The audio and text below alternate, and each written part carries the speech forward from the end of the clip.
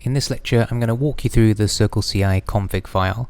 Now, there's a lot going on in this config file, so don't be intimidated. There are some parts which you probably won't need to worry about, and you can use this as a reference to come back to as well. I'm going to go over the main concepts, and there'll be some further reading in the lecture notes as well. So the first thing to note is that the CircleCI, the .circleci directory here is where we find our config YAML file, and everything that we're going to trigger in our CI tool is defined here in this config YAML file. It would obviously be more intuitive if we could put this in our section 7 directory, but one limitation here is that CircleCI requires the config YAML to be in the root of your repo. So here we are in the config YAML, and to start off with, I'm going to scroll down to the bottom to here where the workflows are defined from line 266 onwards. We have one main workflow defined here, which is deploy pipeline, and that consists of a few different jobs. Now, each of these jobs is a series of commands that will run, and we'll look at those commands in a second. But the key thing to note here is that we have effectively requirements. So the second part of the job here, where we deploy to Railway, requires that the first part of the job, where we run the tests, has completed first and passed first.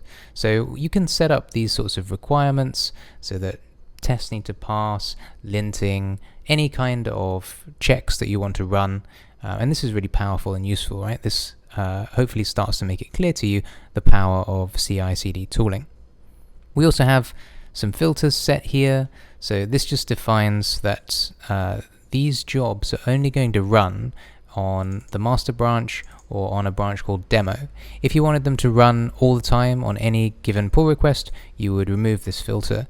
And on your own forks, to make sure that these run, and I'm going to show you how to fork things later in this section, then you would want to check out a branch called demo or comment out the filters here to make sure that you could trigger these jobs, even just in a pull request, before you merge into the master branch.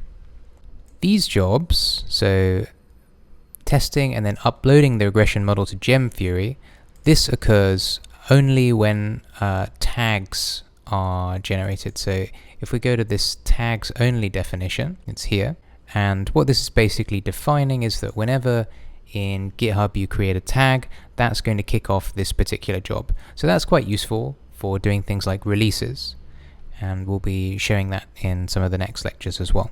We also have some section 8 deployments, which we'll look at in section 8. So for now, let's begin by going to the section 7 test app definition. This will be higher up in the file. Here, within this block called jobs, we find it section 7 test app, and on line 34 we define a bunch of defaults. If we scroll up, we can find the default definition here. This syntax, by the way, with the ampersand, this is standard YAML syntax. I'll link to that in the lecture notes. The key thing to note though is that we are defining the Docker image that this is going to run with, which will be Python 3.11.1. This is a Linux Docker image, meaning that all the commands you're going to see in this config file will be using Linux syntax, right? So if you're used to Windows, it'll be a bit different. We define the working directory where we're going to be running these commands. We check out the code. We have this prepare tox step, and if we have a look at this here, that's basically just installing tox. And you can define specific names for what you're doing. So this is useful in CircleCI in the UI. It will print out what's going on at this particular step depending on what you've given the name argument. And here we're just running the tox command, right? So we've done this quite a few times in the course before in previous sections to trigger our tests. So hopefully that bit is familiar, and we're just running it in the cloud instead of on our own machines. The next job we have here is this deploy app to Railway. So same defaults as before, so Python 3.11, Linux image. The difference here is though that we are installing Node, and the reason why I've installed Node is so that we can install the Railway CLI via npm. There is a bash script to install it as well, but you have to do quite a lot of permissions changing and it's a bit awkward, so it was actually a bit easier to install it with npm. Your mileage may vary if you find an alternative way that you prefer to install it. And something to note about installing with Node is that I'm using these CircleCI orbs here, which basically gives you a pre-configured Node image so that you can run commands much faster rather than having to install everything from scratch again. It's a sort of optimization that CircleCI offers. Once we've got the CLI ready to go, then we have this deploy to Railway app step, and in the command we first change directory, so cd into the house prices API directory. Here we are. You'll recall section 7, house prices API, basically where we've got our proc file and our requirements txt file.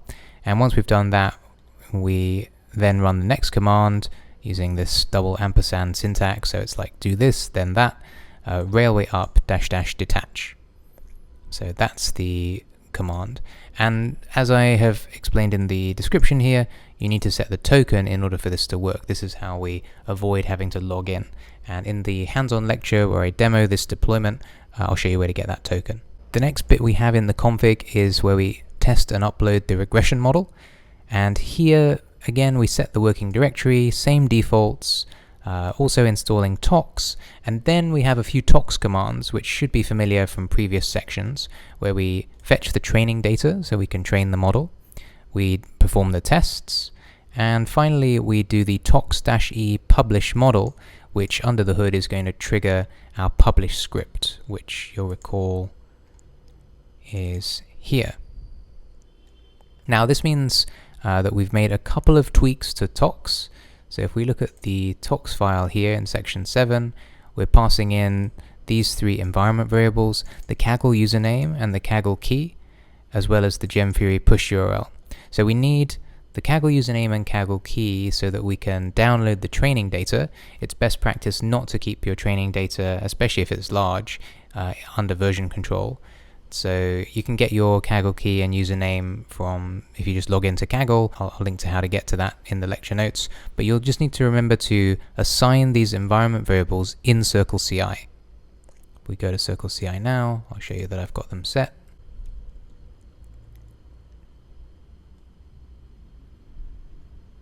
Note that it's not the organization settings, it's specifically the project settings. Environment variables, and yeah, Kaggle key, Kaggle username, as well as the gemfury push URL. We need this because you'll recall that in our publish model script, we need a gemfury push URL. This is so that the script is able to authenticate and push our new publish model up to gemfury for use later. And that's the publish step that we'll run in CI. We'll cover the section 8 step in section 8. But hopefully that sort of demystifies what exactly is going on in CI, and in the next few lectures of this section we'll perform these steps live and you can see it all running so that this will start to come together for you. I definitely urge you to create your own forks so that you can do this yourself, and I'm going to show you how to do that in the next lectures as well. So I'll see you there.